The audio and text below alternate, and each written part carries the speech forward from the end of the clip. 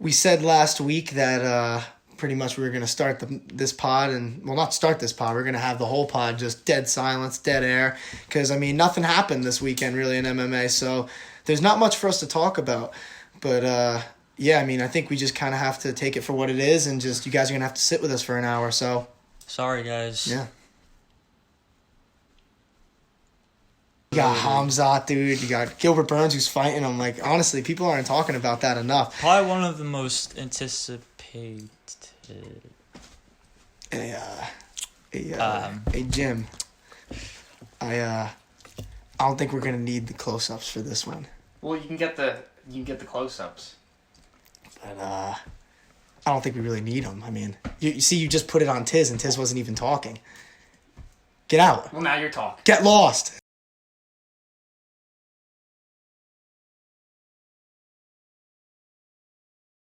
So without further ado, I say we get to this episode of the Hurt Handbook. Me and Tiz were at a loss for words there in the beginning because there were no fights to cover. And, you know, you're probably thinking, why am I here right now? Why should I be watching? But me and Tiz do have a pretty good idea for what we're going to do for this video. And Tiz, it was your idea, so I'm going to let you say what it was. So we are going to be going through some MMA Reddit today. Reddit, I think it's just like a very I think it stands out. People. Yeah, I think it stands out with like the social media ads and stuff in terms of just interaction and news and all of that and how you can get all of that. So we pulled up we got the UFC subreddit, MMA subreddit, and we're just gonna we definitely found some good pieces some of conversation, memes, that's for sure. some talking points, all of that good stuff. I'm gonna start this off with a stat that MMA fans need to know. Dan Hooker has 1 win at heavyweight, and Jon Jones has 0. Just let that sink in. What do you think of that, Tiz? Like when you hear that fun fact out loud, the fact that Dan Hooker just fought at featherweight, by the way, 145. This man has a win at heavyweight, and Jon Jones doesn't. I need to be enlightened a little bit more on this, because this is when I originally probably for you that obviously didn't know about that prior. You said, are you sure about that? You said Dan Hooker. Dan heavyweight. Hooker. No, I was thinking the same thing. But when Dan Hooker fought a 282-pound opponent under Pride rules. Oh, man. This is going to be That's unbelievable. I should have done the due diligence and read this article beforehand, but honestly, the fact on its own was just crazy to me. He was 92 pounds lighter. They fought under Pride rules. Obviously, if you guys don't know what that means, if you're newer fans that just know the UFC, Pride was pretty much a promotion that was around in the early 2000s. And they were pretty much right on par with the UFC, I'd say. They were big pretty much everywhere around the world. And the difference between Pride rules and UFC rules is in Pride you could do soccer kicks, which is pretty much kicks to the head of a grounded opponent. You could do knees to the head of a grounded opponent. So Petr Yan really would have loved that for his fight. But yeah, so pretty much, God, he fought him with Pride rules. There's a video, dude. That's crazy. Oh, heavyweight from my gym was fighting in the main event against that guy on the weekend, but he actually broke his hand at the last minute, 3 days out from the fight. My coach came storming in and he was upset. He lost his main event, and I said, look, how much does the guy weigh? He can't be that big. 130 kilos came the response, and obviously we saw he was 92 pounds heavier, 282-pound guy. That's unbelievable. And he fought him, and he won, and he beat him. And now, currently, because of it, he has more heavyweight wins than Jon Jones. Now, I figured another reason why I wanted to talk about this is because when do you think Jon Jones is going to fight, man, at heavyweight? I can't imagine he's going to go back to light heavyweight. He already said he's not going to. So, man, we're at such a weird impasse in that division. He's probably just waiting for, what's going on with Ngannou and I guess everything up top to kind of stabilize and settle a little bit, because the Francis situation and all that that is huge, because considering whether or not we're gonna keep having an interim belt at heavyweight or for the second year in a row it would be. Francis is gonna be fighting again regularly. But see, but the other thing that I thought of that like for some reason like isn't like a topic of conversation anymore, I feel like is when people say like Jon Jones and his money. Like remember the whole start of this was because Jon Jones wanted more money. Yep. And so like people are saying, "Oh yeah, well he's going to probably fight in the fall, he's going to fight in the summer." But like who's to say that that's not going to be an issue this time too? Like, did they figure that out? You think? I don't think so. It's weird because Jon's like talking on Twitter. He's like, "Yeah, I'm going to be fighting, getting my belt in the fall." When it comes to like like when it comes to especially with financial stuff like this and whatnot, and numbers and money and all that being talked, contracts obviously like it takes some time, especially when you have someone like Jon Jones who obviously like probably feels like he doesn't even need to do this anymore. Like how many times has a dude just gone to or whatever, and he's either teased like a retirement or whatever, something of the sorts, or gotten arrested, gotten suspended a couple other times that were completely different. But I don't know. I mean, I think that it could have gotten a little better since then because he doesn't seem because usually he was pretty open about it, like on Twitter and stuff. Like he would always be talking about it, but I don't know. I mean, I hope that he's over the money thing. Honestly, I hope that what it is. I hope that they decided to pay him. I hope so too, because he does deserve. Like his argument, the fact that he could argue that he's the GOAT of the sport and he's getting paid like not as much as other people are who technically don't have the same like legacies as him. I just think that he does deserve like more money. Maybe not like what he was saying, like what, like $50 million at one point. Maybe not that. Yeah, like I get that this isn't boxing, but to the fact that Jon Jones wasn't already like probably getting paid like 10, 20 million on its own, like he's one of the biggest stars of the sport in my opinion. So like, I don't see why you just wouldn't pay that guy. Hopefully they do, honestly, at some point. But yeah, I mean, speaking of divisions with some like stagnation now at the top, it just kind of came out that Figueiredo, he has a problem with his hands, and so because of that, people are saying what would happen if Kai Kara-France and Brandon Moreno possibly fight for the interim belt. I think it'd be fireworks, right? Like, that dude, we were talking about this last week, and like literally now it might have just been solved accidentally. I mean, obviously hope Figgy heals up and stuff, but I mean, this injury... That would probably be one of the most explosive flyweight bouts you will ever see. It was definitely a coincidence of some sort, but that's definitely crazy. I mean... I just feel like... Did you see his hands, though, dude? He was showing his fingers. I don't remember if it was to Ariel or if it was someone else. I think I saw it on MMA Fighting. That's like why I think it might have been. But he was like holding them up to the camera. He kind of looked like AJ Hawk. Just like his fingers were just like all demented. He's like, yeah, I can't fight. Yeah, I'm like, oh, your middle finger is pointing to that direction. So yeah, I can understand. No, literally all it looked like, it was like really swollen like around his like joints and stuff. It was really weird. But yeah, I mean, hopefully he heals up. But I thought that was like pretty genius, and I think it makes too much sense, honestly. Yeah, like, it's weird sometimes how the UFC like it'll like things like that'll happen. Like certain guys will get shots at certain opportunities because of like injuries. Like look at Ally Quinta fighting Khabib on literally 1 day's notice for the title after like Tony Ferguson, Max Holloway, like all these people couldn't do it at the last second. But yeah, I think that fight would be great. I mean, if he's not going to be returning to the fall and these guys both are ready for the summer, why not? I mean, then Figgy gets a full training camp for whoever the interim champion is at that point. You know what I mean? But from there, I'm really excited to have this debate. So I think I saw this on the RMMA thread, not the UFC one, but I could be wrong. But an intergender MMA fight between Kai Kara-France and Gabby Garcia. Now, for anybody who doesn't know, Gabby Garcia is a really good grappler, and she has had MMA fights, albeit against like janitors. But she is 6'2", 209 pounds according to Google. Let's see if she's on Tapology, because I'll trust that first. She might not be, though. She's on Sure Dog. Yeah, that says 209 pounds, too, though. So, obviously, Kai Kara-France, we just talked about him. Flyweight, 5'4", weighs in at 125 pounds usually. I would imagine he weighs more. But I can't imagine that he weighs 209 pounds.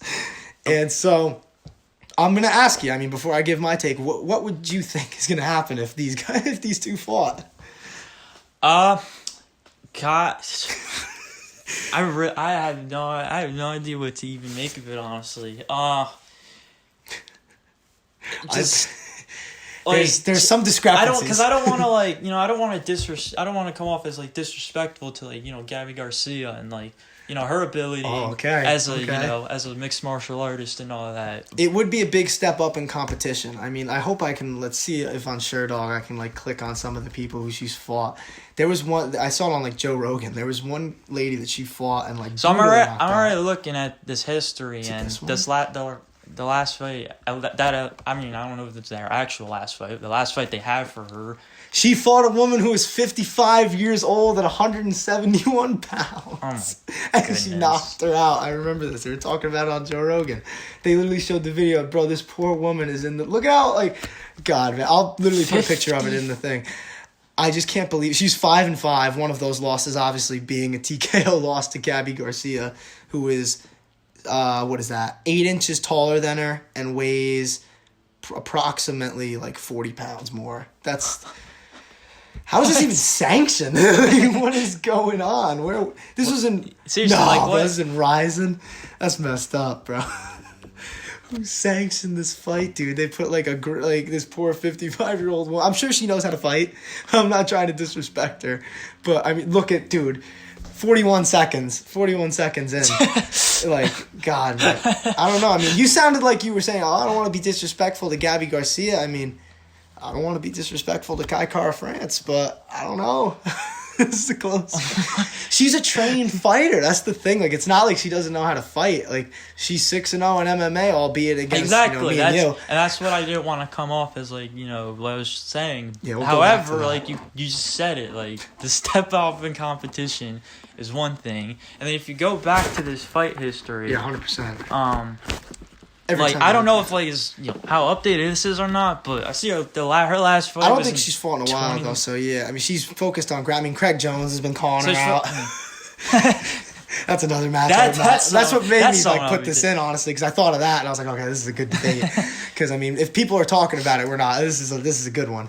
I don't know. I mean, take our predictions as you will. I don't know. I guess I'd have to educate myself a little more on Gabby Garcia. Watch a little film and all that. I mean, she is truly like a specimen. Like, it's unbelievable. She's jacked. Dude. I mean, holy look at that. What? That's incredible, dude. I don't think Tiz has ever seen Gabby Garcia. Now that I'm thinking about it. God, you need to put something in here. What the hell? No, I did not see y'all. A lot of people ask about USADA with her, but I mean, under the USADA rule set, maybe Kai Kara France might win. No, she's like, this is incredible. Like, her versus Craig Jones literally is not, like, unfair in grappling, like, in terms of actual, like, height and weight. This is... So, official prediction, 5-round UFC main event, UFC 300, Kai Kara France versus Gabby Garcia. Who wins, how, what round? Right here, right now. I know I'm putting you on the spot. What weight class is this happening at? Oh, dude, open weight. Oh, it's okay. So Kai Kara France probably, I'm going to say he's like 150-something pounds, and then Gabby Garcia is 210. Ah, man. Yeah. I don't know if Kai Kara France would really have to channel his inner Dan Hooker then. Oh my God. Because oh my God. Jesus. If this guy because from what I just saw, the pictures I just saw, like it's a big mismatch. It's a big mismatch. I might have to tell someone to make a Photoshop thing of this poster. Not even seeing her like actual ability in the in a cage or an octagon and all that. If she gets him to the ground, this might be a long night for Kai Kara. Hands down. Especially you already have Kai Kara France, who's like ground oriented already as he is. Do you think she'd submit him, or do you think it'd be like a TKO? Do you think it'd be a submission by Gabby Garcia? No, hell no. See, she's ridiculously jacked, but I just don't see a male UFC fighter getting knocked out. I'm gonna go Kai Kara France by first round knockout. Book it. Book it. That's it. That's straight to Vegas. Point, I'm going in. If we ever have to talk about it on the Hurt Sportsbook, we don't have to talk about it because I just said my prediction right here. I got Kai Kara France first round knockout. I might have been disrespecting him a little bit at the beginning of this, but first round knockout, Kai Kara France. Let's do this. And I think if he does this, that'll lead us perfectly into our next topic. I think you could argue that Kai Kara France would be fighter of the year. Oh yeah. Actually, no. Let me scratch that. I Yeah. think Gabby Garcia would be fighter of the year if she knocked out Kai Kara France because, like, if think about it from, like, actual society. Like, a man beating up a woman is not good. But, like, if a girl and Gabby Garcia were able to beat up a UFC fighter who is a man, that's pretty impressive. Like, I respect it. So, I mean, I would have her maybe as my fighter of the year, but she's not in the UFC, and, we're going to go back to reality with this conversation, but, we're in April now, so about like a quarter of the way through the year, who would you say you think will end up being fighter of the year at the end of all of it? I mean, I guess to like touch on Kai Kara France for a second, the Askarov win was alone is like massive, so that's a huge step to his case. Now, if he has to, then he got Cody Garbrandt before that too. Yeah, which was that also this year? That was, or that might have been the tail end of last year. Yeah, it was last year. Yeah, UFC 269. That's what it was, but. Yeah, and he might fight for. But exactly, belt, depending on what happens with that, like I don't know if he has to jump to another hoop, another fight and win another fight and then get a title shot. And him and Moreno, man, that's a good fight. Like such a. And good then fight. he puts on a banger or just straight up dominates Brandon Moreno and becomes champion. Like interim champion, he says, "Nah, I want the money fight. I want Gabby Garcia open weight." But literally though, I think like I agree with you. Like, I think if he was able to pull those wins off, I think you could argue that he could be fighter of the year just because, like, going into the year, you didn't really have those well, they were there, but, like, it wasn't imminent. You get what I mean? Yeah. Like, if Kai Kara France were to lose his next fight, like, which would have been the start of 2022, we wouldn't have been talking about, like, title picture right now because he would have been on a rocky road, but, like, his confidence now seems at, like, an all-time high, and... yeah, I would just love to see him win fighter of the year, honestly. Yeah.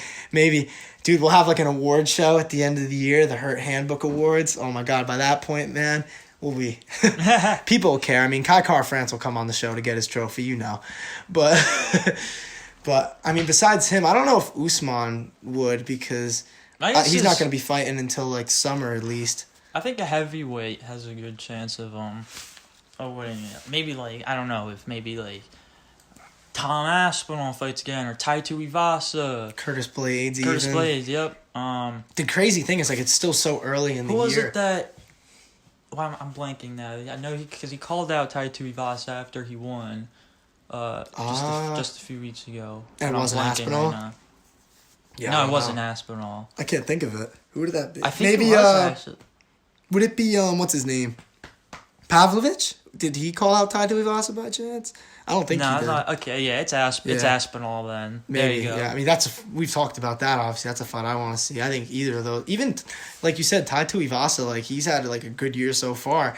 I mean, I could definitely see him pulling away with it. I mean... Curtis Blades would be an awesome pick for that, too. I think that would be, like, super well-deserved. I think if he ends up with the belt somehow by the end of the year, I think you can give it to him. Yeah. Because, I mean, going into this fight, I figured that if he were to beat Chris Daukaus, like, it wouldn't be in the striking.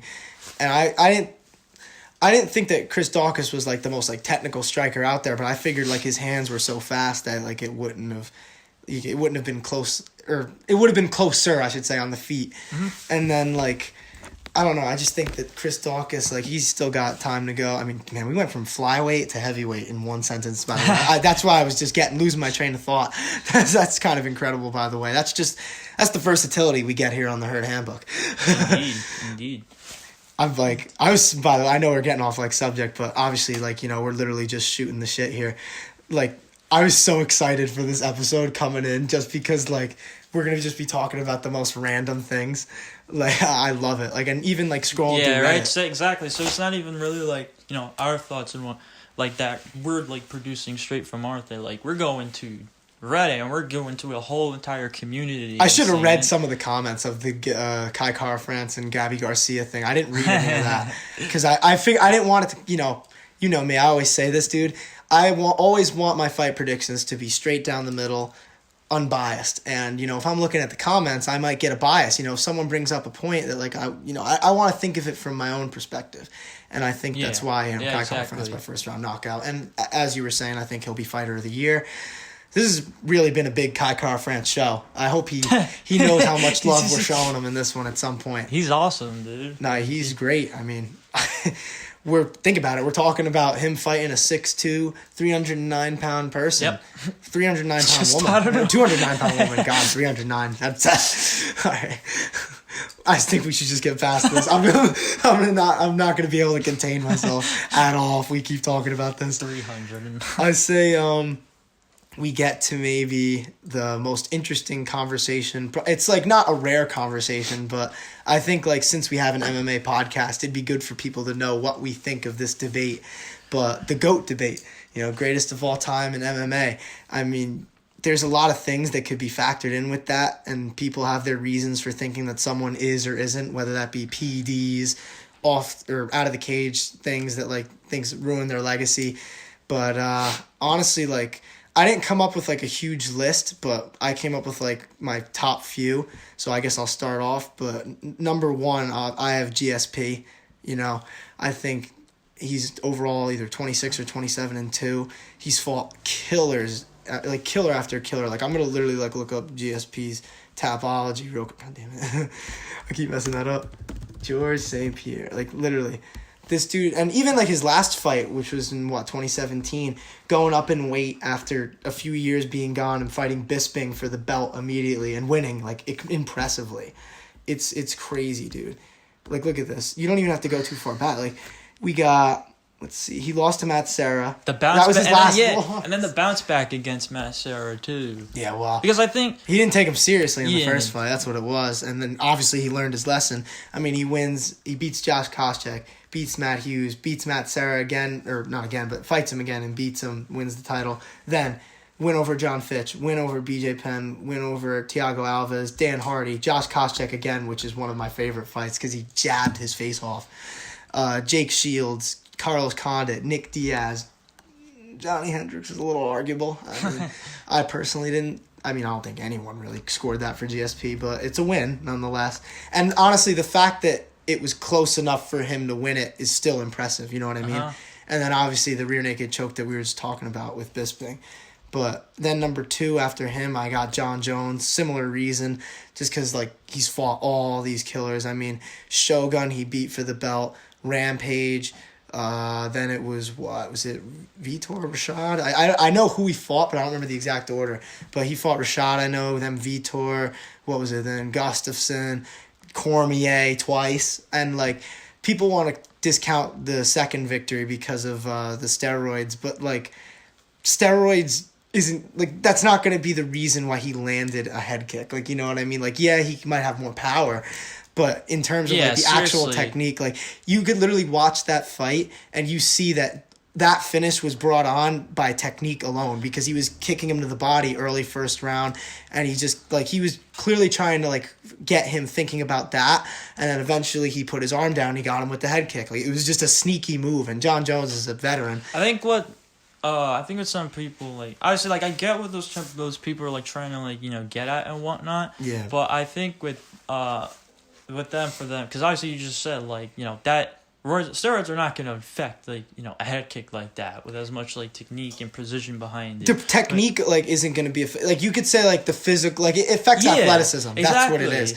Like you could argue that maybe he wouldn't have like been able to land it as fast. Like all right, if that's what you want to say, that's fine. But like to watch that fight and not see what Jon Jones was doing, and then that's what I'm saying. Like it's so like such a high level thing.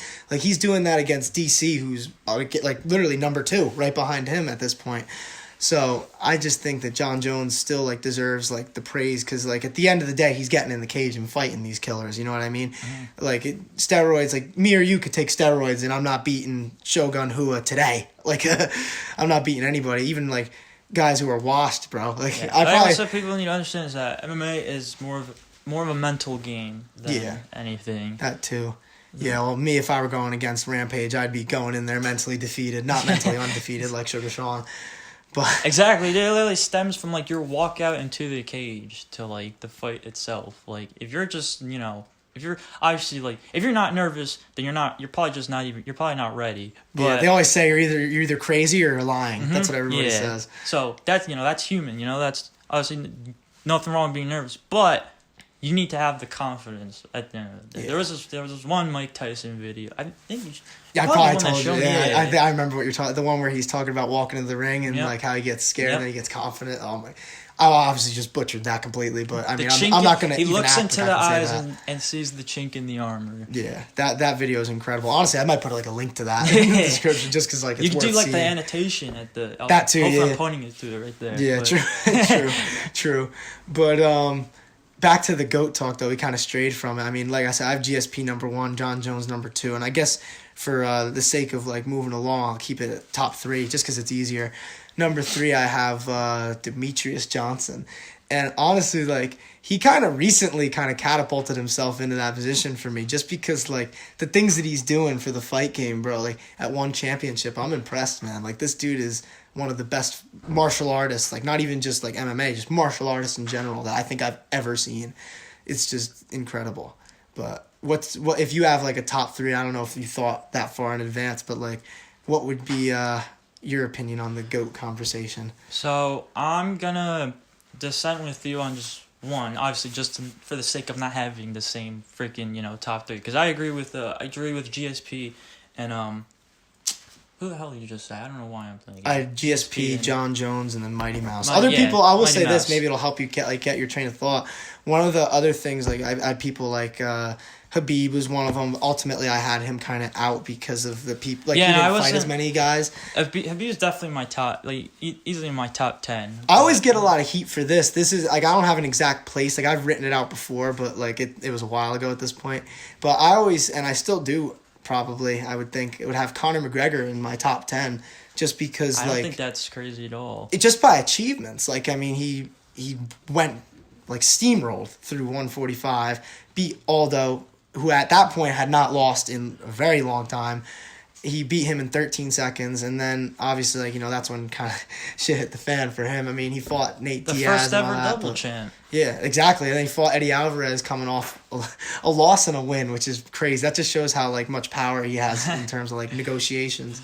But sorry, I kind of like overshadowed what you were saying there. So you have Yeah, so I agree with you on GSP and Mighty Mouse. We're gonna leave those two in there. But for more preface this, Jon Jones is still in my top 5, like easily. But if we're gonna get we're gonna argue a little bit here, and I'm gonna put him out, which like I can, because obviously if we're gonna It's use debatable. if we're gonna use the roids and all of that, no, PEDs it's as- like it's been proven. Like you Yeah. can, I don't understand like why he keeps trying to say that he's like a clean that time against DC, like it was literally proven, wasn't it? Like he got suspended, all that for it. Like it wasn't like picograms or whatever he was talking about at the Gustafsson fight. And like this is coming from someone who dude, as a that puts fighter, a- I like Jon Jones a lot. Exactly, that puts So- it, because like that puts a serious damp on your legacy, because we're and talking it's all self, we're talking about like it's all from himself. we're though, it talking sucks. about we're talking about him being one of the GOATs, obviously, but if you take all that out and all that never happens, like maybe this Yeah. guy is the undisputed GOAT right now. And I don't hold I keep trying to say off the field, but I should say out of the cage stuff. Like I don't hold that stuff against him, because in my opinion, like obviously him doing those all the things that he's done is horrible, but like that doesn't affect his fighting legacy. You know what I mean? Uh-huh. For me, I only take in account to the PED stuff because that matters. Yeah. But you can't say that someone's like less of a great athlete because of something they did off like the field, like athletics, I guess. But yeah, I mean, but who would you substitute Jon So Jones for with? me, like there's probably like a hint of bias being behind this, but it's like a genuine. It's the spider, Yeah. dude. Anderson Silva. See, but like now, let me ask you this though, because this is going to be anybody who knows arguments against you. But Anderson Silva is the exact same thing as Jon Jones. He's been popped for steroids way more times, proven. Again, like I don't know, I can't. And plus, I think he's kind of not tarnished it, but I think he's kind of degraded it a little bit just by like the rough patches he had at the end of his career, plus all the steroid things that preceded that. There are a few like duds in Andy's fight history, and then obviously you just brought up as well, but for me it's the PED stuff, and that.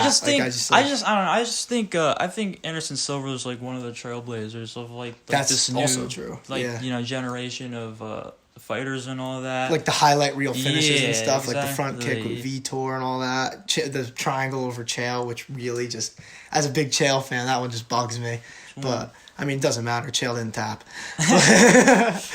No, but, I mean, I could see that. Another person I had in mind when I was thinking about it was also Henry Cejudo, just because of his achievements, too. Fair. I mean, he beat Mighty Mouse. That's and incredible. an Olympic gold medal like that matters as well. Yeah, I keep that in there, honestly. That it matters for your mixed martial arts legacy. That's pretty major, so. Yeah, honestly, I agree. Like, I'm trying to think of other people you could kind of put in there. Aldo, I think you could not like. Obviously, he's number one, but I think he could be in the list. Like, you know what I mean? Yeah, and then another one of those guys, I think, Bj Penn. Oh, dude, I'm actually really happy you said that, because like people, and like I was kind of doing it because I didn't think of him in the moment. But Bj Penn, man, people sleep on him so And much. I just don't get why. Like, It's the same thing with Anderson Silva. It's just like you had a couple really bad losses, and he had a lot of losses in a row. That's really all it like takes too, right? Like that's that one just really bad loss. Keep this in your mind though too. Like one of my favorite fights ever is Nick Diaz versus Bj Penn. That was the first loss that started his losing streak. That was in January, I think, of like 2011. Wow. Like, that's over 10 years ago, like, at this point. And, like, he was getting fight after fight, and it was crazy. Like, Yair Rodriguez had that fight against him. It was, like, a bad knockout.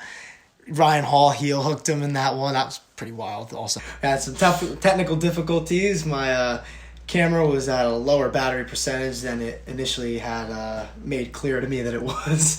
So we're right back to the old set once again. So I say we finish this conversation, man. We got only a couple more topics to go anyway, so it obviously isn't too big of a deal. But I guess we'll start with what was it? This is a good. Yeah. No, we should say the Paul Felder one. Trust me, this will be a good thing to end on. But literally, the first one though that I saw, which was actually a good question that I think about occasionally, but not enough. Should UFC fighters ever be taking like short notice fights, and like why or why not? So like the real like straight like forward like just completely like frank answer is no, I shouldn't. It's just out of like just for like the person and like having everything. Yeah, is definitely important. That like that's a lot of like wear and tear and like toll being put onto your body in like such a short amount of time, like between obviously training and then the fight itself. But and then the other part of me says like I think it should still be like a thing, because you never know like which one of these fighters like needs this fight, like just needs this opportunity. Yeah, true. And whether that be for like moving up or even for money, like 'cause, yeah. I mean, UFC fighters, it's not like they're getting paid life-changing money, which is again ridiculous. But yeah, I love when Dana's like response to that is like, well, you guys don't know anything about the business model, but like if like you see people putting out their numbers and like they're making all this money per year, and the fighters are getting, exactly. Like, we can Patty see all of getting this. 12 and 12. Like, this is ridiculous, bro. But we've talked about fighter pay before, and I'm sure we will again, because I'm sure it'll come up at some point. Mm-hmm.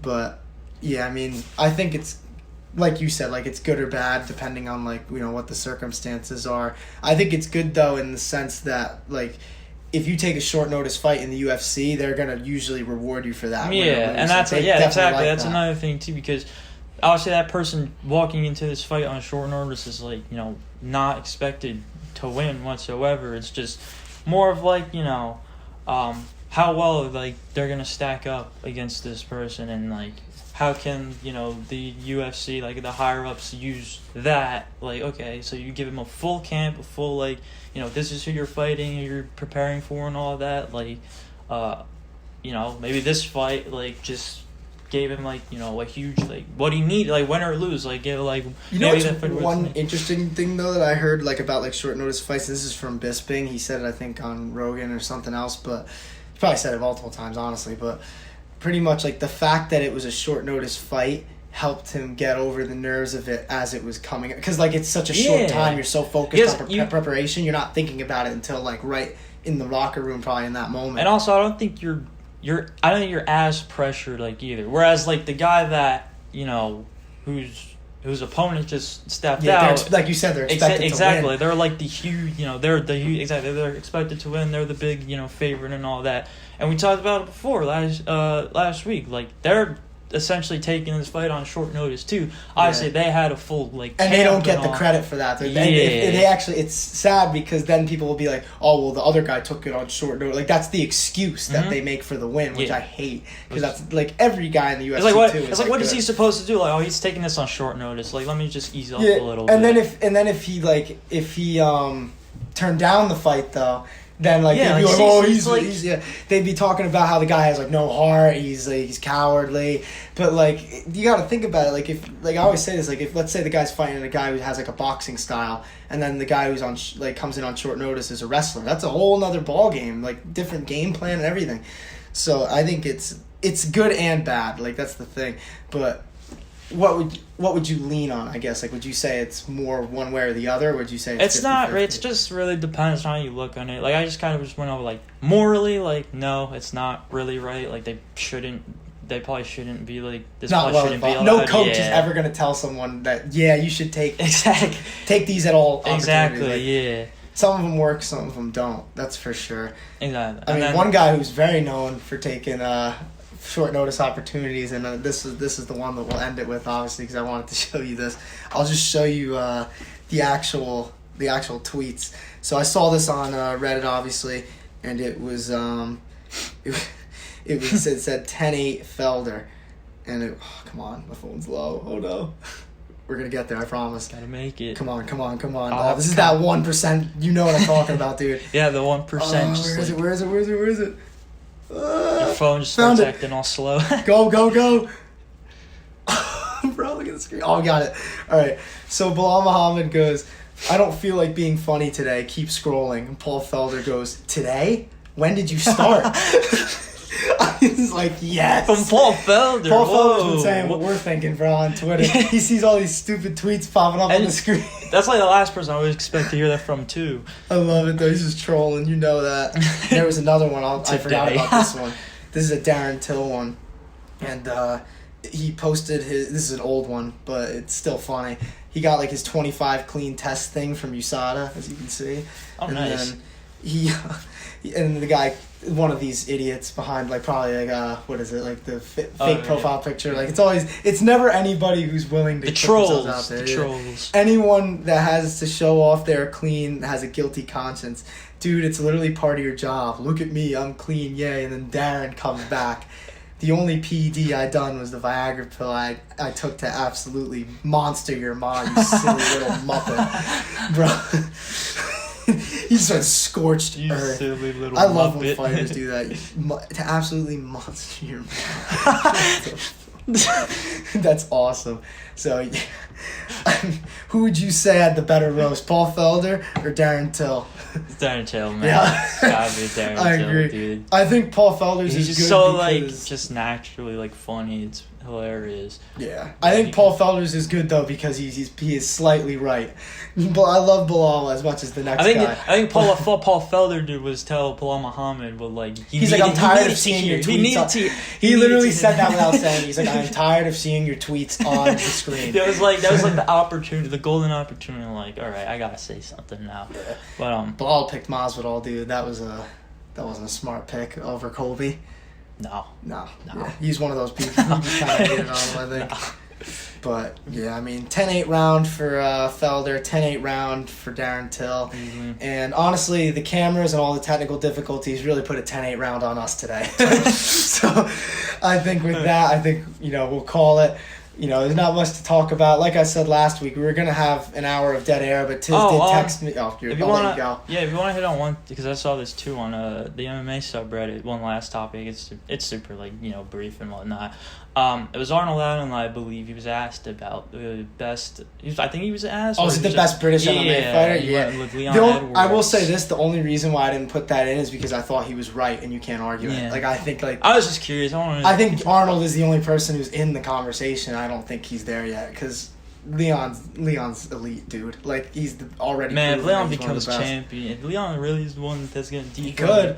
I think that he has a better chance than most because I think Usman, if he gets too comfortable striking with him, that can be very bad against Leon Edwards. Yeah.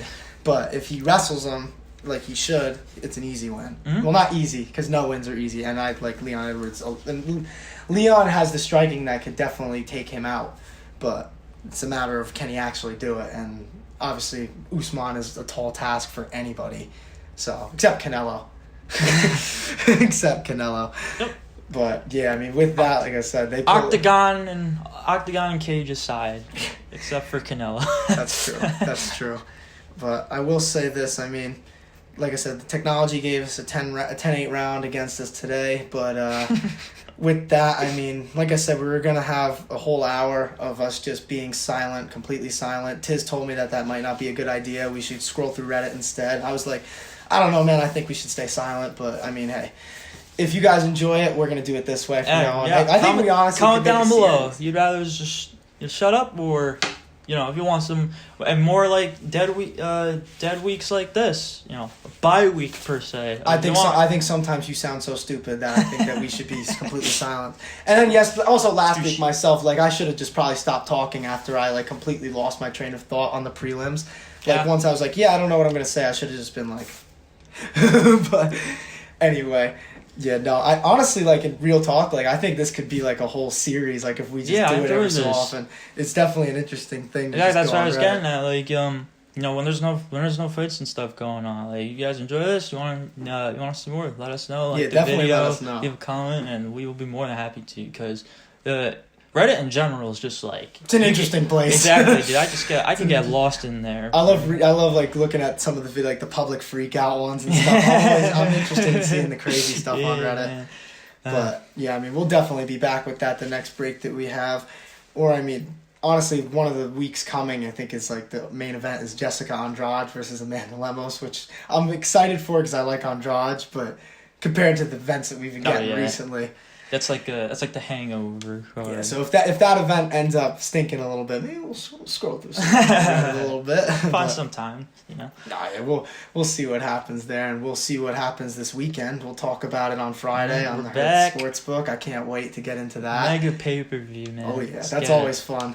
It's fun without just thinking of the betting stuff, and this just makes it like that much more exciting because then you got some money on the line. Exactly, breaking it down from DFS, betting, and of course just the fighting perspective in general. Yeah. This Friday, big episode, and then obviously Monday the recap, even bigger episode of the Herd. Who knows what we'll be talking about Seriously, on Monday, dude. But that's the beauty of it. We just get to debate and think about it until we see the fights, and then it's history. Exactly. And with that, this podcast is officially history.